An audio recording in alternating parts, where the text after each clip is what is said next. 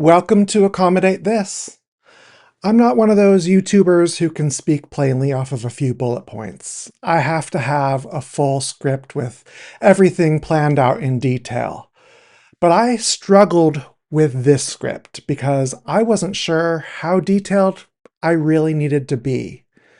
I'll try to explain, but it may take me a while to get there.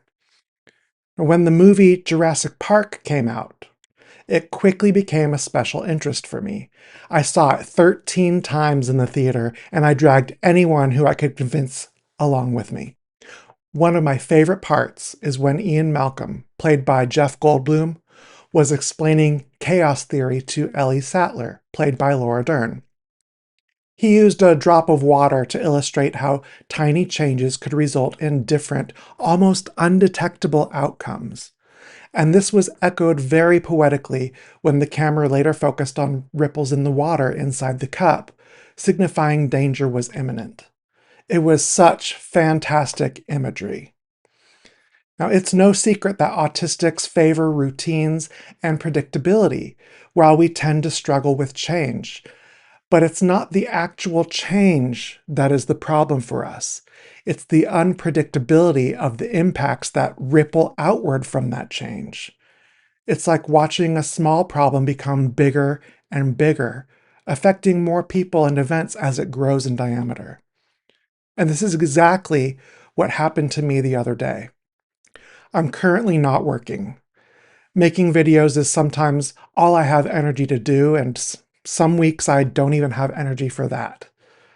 This is the result of being in autistic burnout, and one of the reasons I have applied for disability insurance. And the process for disability is long and arduous, and for me, it has been creeping along slowly since April 2024.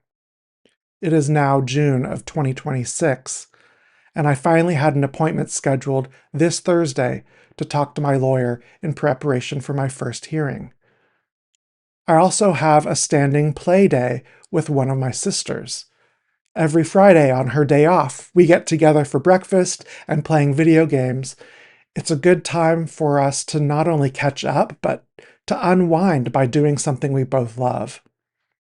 Other than all of that, it's really my research and writing for these videos that takes up most of my time. And earlier in the week, we noticed that our brand new oven was taking a long time to preheat. My husband Googled possible reasons for it and discovered it was likely due to a defect. And being the proactive self-starter he is, he made an appointment to have someone come look at the oven and fix it right away. Knowing how important my meeting with my lawyer was, he made sure the repairs could be made without impacting that appointment. After all, he's almost as anxious as I am to get the ball rolling with my disability claim. So he made the appointment for Friday instead. But this cuts directly into my weekly game time with my sister. To him, that's extra time. That's playtime, which is not as important as the serious issues of my disability or fixing our oven. Well, shortly after setting the appointment, I got a call from my lawyer's office asking to reschedule our call for next Monday, essentially freeing me up for Thursday. Now, which of these changes do you suppose impacted me the most? Was it the postponement of the call with my lawyer that I've been waiting on for 2 years? Or was it the interruption to my playdate with my sister? If you guessed the playdate, you'd be right. But why? It's clearly not as important as the other. Or is it? You see, this brings me back to the ripples. Postponing that phone call postponed ripples that would otherwise have disrupted my life. And let me explain. When it came to the call with my lawyer, it was simply a phone call between them and me. And having no experience in applying for disability, nor really knowing what to expect in the first place, I don't really know what we were going to talk about. The whole ordeal sounds exhaustingly boring and unproductive. Plus, the fact that it's a phone call, which I don't really enjoy in the first place, makes me almost relieved that it was postponed. Because in my autistic brain, it takes a ton of effort on my part to participate in such a phone call. I not only have a presupposed expectation that I'll need to mask for my lawyer, which takes a lot of effort, But I'll need to be hyper attentive, ready to answer any question that may arise, prepared with questions of my own, and I'll need to be sure everything I say is perfectly worded so as not to cause any confusion. I imagine I'll need to readily recall events that may be far from my mind in the moment and recount details that may take some effort to remember. The sheer possibility for disaster is so great in my mind that I welcomed the postponement. I know it's wrong to say it, but I'm just being honest. As for my routine with my sister, that's a time when I don't need to think so hard. It's a break from all the research and writing I put myself through working on these videos.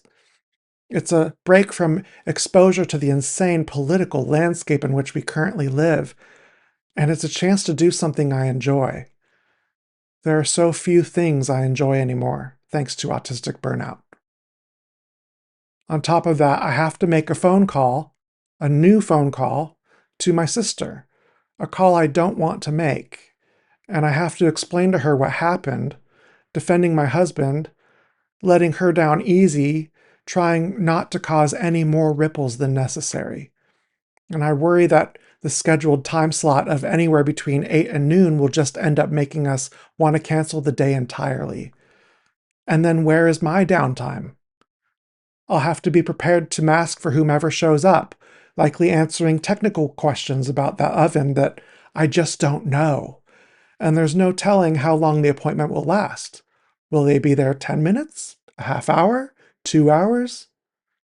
And how will it impact my sister? She needs the downtime just as much as I do, if not more.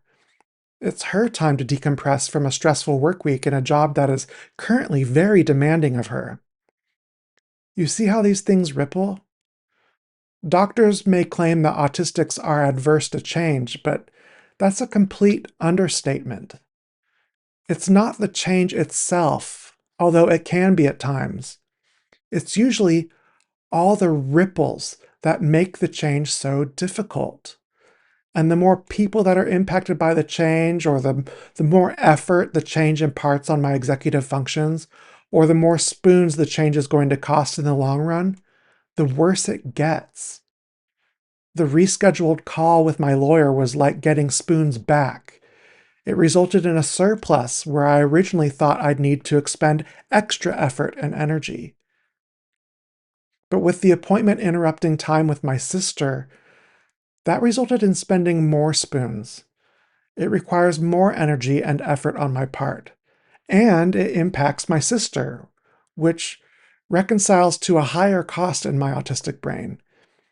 And this ties into the reason I struggle so much with the script for this video. It's not simply a matter of telling you a few details to explain my struggle. Autistic brains see connections and patterns in almost everything, and I struggle to differentiate elements that are important from elements that aren't. You may hear people say autistics will often infodump or overshare. And this can be true because we are seeing so many details and struggling to differentiate between what you need to know and what you don't. It's possible I could have left out some of these details I shared, but would it have made sense? Would you have understood why the time with my sister was so important? It's like looking at the bark on a tree will be enough to know it's a tree, but without seeing the rings, how are you to know the impact that tree has had on everything else? How long has it been alive, producing oxygen, providing shelter for wildlife, affecting the landscape, and so on?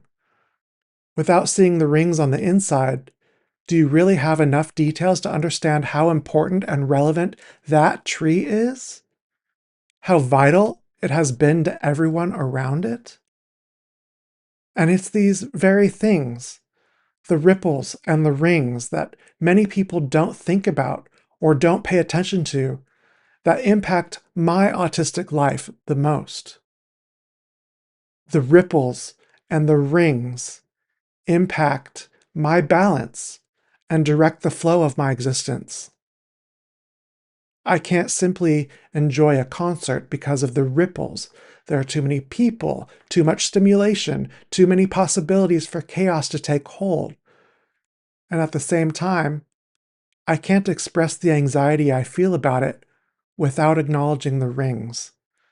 There are simply too many details to be shared, too many feelings to express, too many connections to make in order to truly communicate to you what I'm experiencing. And these circles leave me spiraling, ruminating, and churning in anxiety, wishing I had an easier way to share what matters to ensure the best outcomes all the time. I don't know if this made any sense to anyone. I'm not even sure it can help. But maybe if your experience is like mine, you will understand and you can relate to what I'm feeling.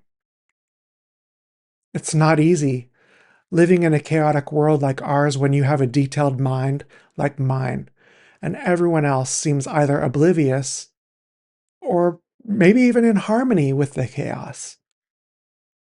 Are people happy because they don't see the ripples? Or are they just not bothered by them? Are people happy because they don't care about the rings? Am I unhappy because I see all the ripples and I'm so focused on the rings? Or am I just in autistic burnout? Maybe what I'm seeing are simply the circles of life. Thank you for watching. If you enjoyed this video, please comment, like, and subscribe to see more content like this, or click on the video here to continue watching.